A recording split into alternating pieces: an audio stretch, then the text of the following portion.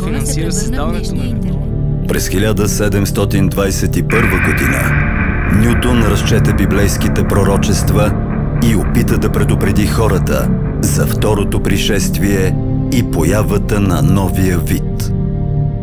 През 1997 година един амбициозен капитан от Пентагона не се вслуша в думите на баща си и преобърна хода на човешкото общуване, предизвиквайки нова технологична революция. През 2011 година една жена носи тежкото бреме да разчете най-пазеният ръкопис на Нютон, да направи връзката между събитията, да преподреди фактите.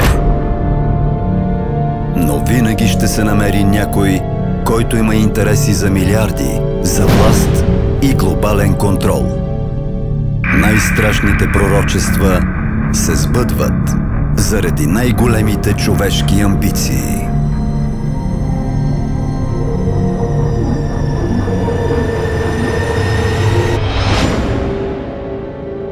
И само един принц, последният от славната фамилия Киджи, може да промени пророчеството. Има трудни моменти, в които всичко изглежда наопаки. Важното е да се съхраниш за добрите мигове, които следват.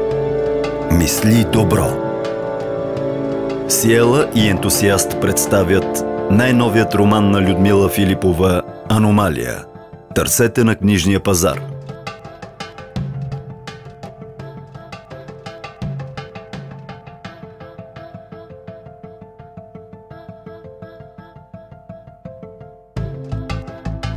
Една продукция на продуцентска къща Fil Corporation.